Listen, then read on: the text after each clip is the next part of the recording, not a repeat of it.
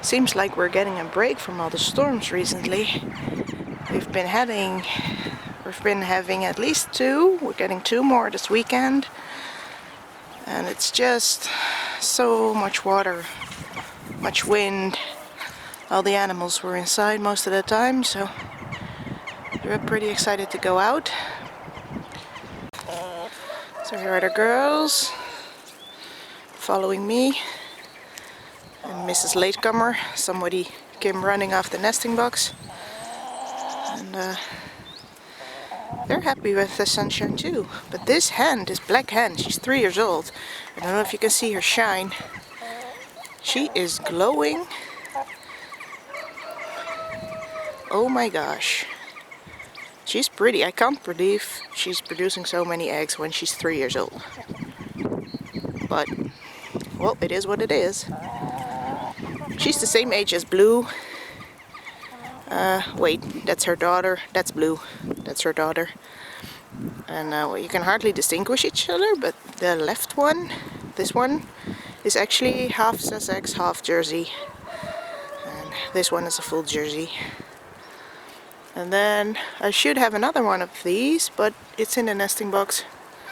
And I can see the rooster, our new rooster, right there in front of the window. He doesn't leave the greenhouse much. And they're in the greenhouse because, well, bird flu is a thing and we have to see how that develops. If we will be, forced to keep them indoors, it's uncertain at this point. So I'm not putting them in the eggmobile yet. So the eggmobile is still resting. And when we know whether bird flu will pass this year or not, then I'll move them into the eggmobile. But otherwise I'll have to get them used to sleeping in the eggmobile and then back in the greenhouse, and that's not what I want to do. So the idea, if we can start our summer regime, as you will, I will drive the eggmobile in here, and then they'll have the option either to go in the greenhouse or the eggmobile. Since they're used to the eggmobile, that will be their preference. And then in 2 or 3 nights I'll just close the greenhouse door so they only have one place to sleep, which will be the eggmobile. And I absolutely love my built eggmobile because, the eggs are very, very clean in the nesting boxes. The chickens love it. They can run underneath it for shelter, protection, or whatever. So, yep, that's really great. They've already upscaled their territory, so they can go all the way back there. What are you doing? Huh? They're super friendly, aren't ya?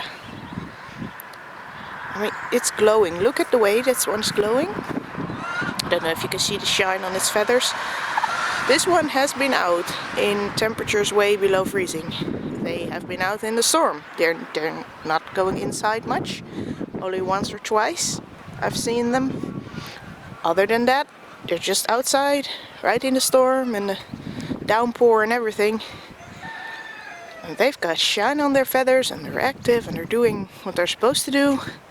And they don't harm the trees, because you can see none of the trees are harmed. And they like to roost on top of there. And so I take the manure off and put it around the trees. And they're super happy. And I need to find a male for them, because those are 2 females.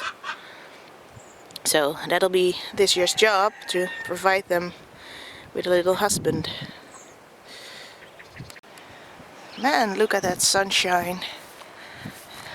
I don't even remember what it looked like. I mean, we've been just in the gray and storms ever since October, maybe. October, November, something like that.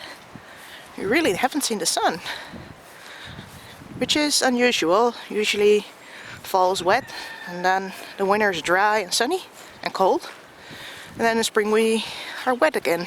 But this winter it's just been warm. I mean, the nights were even warmer than we would have on a summer night. So all the plants are, well, confused.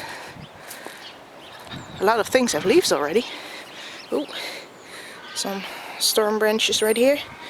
I need to clean those up. And the goats are very happy to be out. Ayami's not having her baby yet. We still have time. I'm thinking end of November, beginning of March.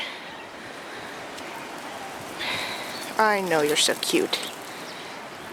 I know you're so cute. The thing about goats is you never film them because they run around too much. So this is just a normal fence. I have 2 strands of wire, one at the top, but it's sticking out to the front, so they do not get on the top board, and then one at the bottom to prevent them from climbing in the fence. And this works great. None of them are challenging it. And I have there an insulator a bit lower. That's for pigs. So if I have pigs, I only have 1 strand, and it's all the way at the bottom to keep them from rooting near the fence. They won't climb in the fence anyway. So this is Miss Kimi, and she's put on a fair amount of weight since she was sick. And she will have babies just before summer, so I'm hoping summer can wait a bit. And then her mother is not bred, I think, although she seems to be developing a belly, so I need to check. But she was in heat right when the buck was done, so either she was faking it or she hasn't been bred, but I'm counting her as not bred right now. And then Ayami is about to give birth any day now. You can really feel her babies, her udder has grown so much. It will be her first time. It's not a planned birth because she's already bred when we got her. So she's a bit on the young side, but she's quite wide on the back end, so I think she's going to be fine. And Dutch landrace goats usually birth without any problems, so she's. I'm really looking forward to see what her babies are, though. She's wide. Let me see if she stands. Probably not. Nope, of course she doesn't. She's a real pretty girl. I mean, look at those blonde extensions almost. She's so pretty. And very, very friendly. She was an escapee goat when we got her. A total nightmare. She would jump any fence, but just a bit of electric fence, and it's not. There's not a big spark on this at all. They just respect it really, really well. I mean, I have one of those thingies, which are basically the cheapest solar power things you can get. I have this for over 3 years at least. It's the S10, so it's not a big spark. I also have the S16 now, but it'll keep any pig, any goat, any cow in, because those are the animals I fenced in with it. So I'm really, really happy.